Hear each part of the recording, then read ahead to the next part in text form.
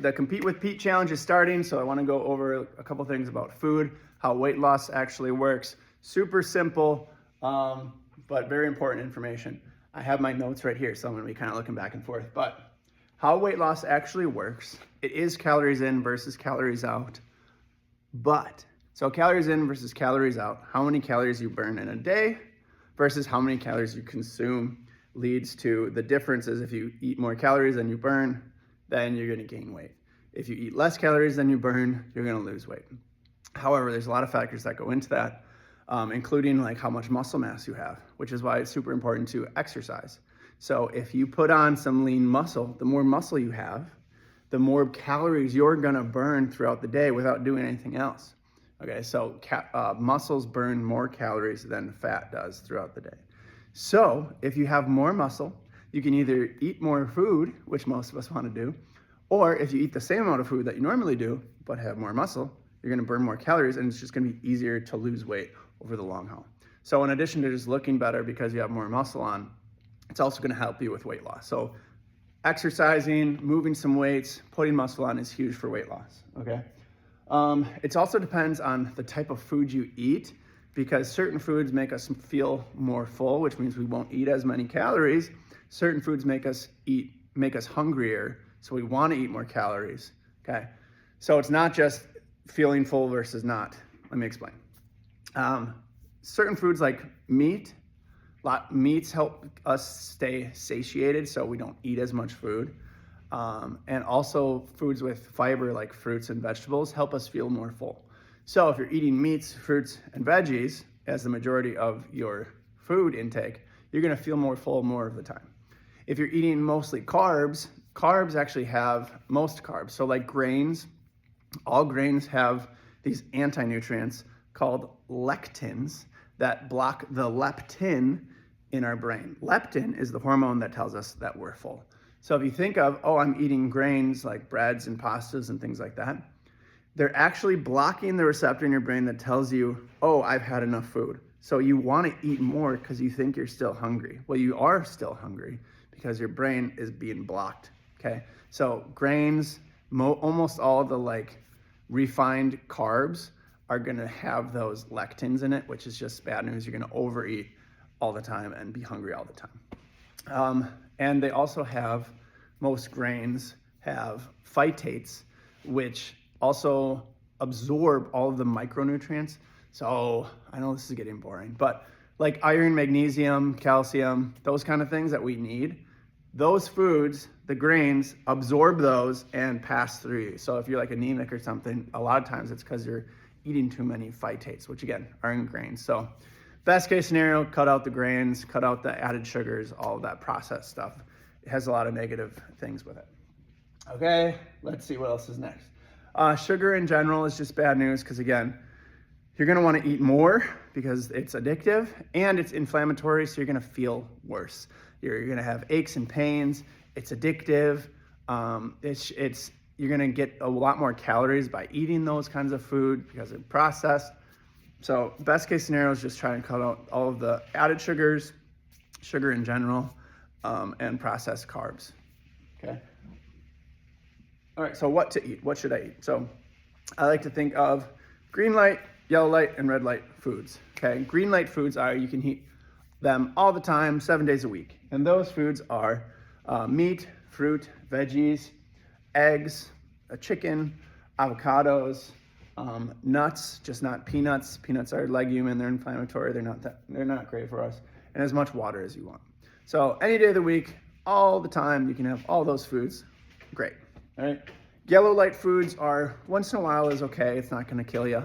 And they're not that terrible. So like chocolate, not that terrible. Once in a while is fine. A glass of red wine, once in a while, fine. Potatoes, rice, those kind of foods, starches, once in a while, fine, okay? Just don't have that be a staple is kind of the idea. Red light foods, which I would avoid all the time, would be all of your grains, anything that has added sugar with it, food dyes, vegetable oils, and alcohol is kind of a yellow light, red light. And it comes down to self-awareness. If you're like, I need my glass of wine on Friday nights, or I'm just going to fall off the wagon if I don't have it, then have that, as long as that's what it is. 1 or 2 glasses or drinks a week. It's not the end of the world. However, if you cut out the alcohol completely and go to 0 for a while, you're going to sleep better, recover better, have more energy, and you're getting less calories because there's a lot of calories in wine. And if you're having mixed drinks with the sodas and all that stuff, there's a lot of hidden calories in alcohol. So if you are trying to have the best results possible, I would cut out alcohol too. But again, it's self-awareness. If you need that 1 or 2 a week, if you can keep it to that, moderation or whatever for you, if you know that's you, that's okay. All right, preparing is huge. You have to prepare to be able to succeed. Okay, plan ahead. Plan on, if you're kind of not eating really well right now and you're making a big change, the first 7 days, maybe 7 to 10 days, are going to be really tough because you have food addictions. I do too, actually, right now. I know this because I've gone through it before, and I'm going to go through it again right now, making these big changes. 7 to 10 days, it's going to be rough. You're going to feel lethargic. You're going to have brain fog. You're going to be grumpy, but you're just going through withdrawals. So just be prepared for that to happen because it's going to happen. Okay. Don't think, oh, because I feel like crap, I need my Coca-Cola or I need my donuts or I need whatever. You don't need it. You're going through withdrawals and you're going to feel better. You just have to be aware that period of time is coming. All right. Also for preparing, I like to think of mentally of, like, I had to do a blood test for the doctor, right? And I had to do a 24-hour fast, which is awful. You're like, oh man, I have to fast for 24 hours. But you flip that switch in your brain of like, I'm not allowed to eat right now. Okay, this is all off limits. Doesn't matter if my favorite food is prepared. I flipped that switch and said, I can't have it. I have this thing, right? So we're all capable of flipping that switch of saying these things are off limits because I just can't have them.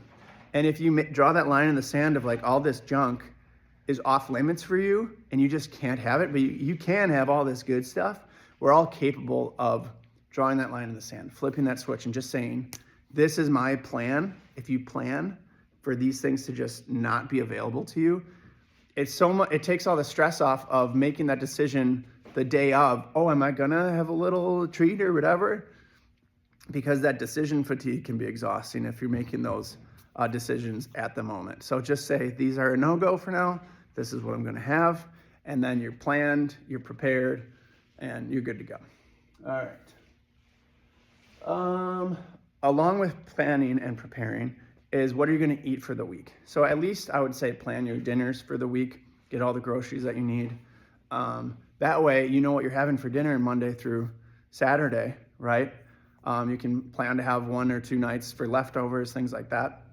But if you're making a big change and you're just like, oh, I'm just going to eat healthy this week, and now it's dinner time and you didn't plan, you're going to be screwed and you're going to go back to your old ways, or you're going to order a pizza, or you're going to go out to fast food. Whatever your go-to is, because you didn't plan. So planning, preparing is huge. Know what you're going to have that week. Set aside time on Saturday or Sunday to be like, this is what we're eating. And then you take away that decision fatigue again of trying to make that decision day of, which can be really stressful. Okay. Knowing yourself and self-awareness is huge too. Again, like I talked about with the alcohol, if you need that 1 or 2 drinks on a Friday night or whatever, like that's okay. But know who you are. Are you an all or nothing person? If you have like 1 little treat, are you gonna snowball and you're gonna have nothing but treats for the next week and fall off the wagon and beat yourself up? Then you probably have to be, you're all in with no treats, no snacks, or no whatever at all for you. There are some people that you have to have a reward on Friday so that you can keep going. If you know that that's you, then that needs to be your plan. So big thing, self-awareness. How do you work? How does your brain work? How can this be sustainable for you long-term? Okay, I'm almost done. Last thing is this actual Compete with Pete.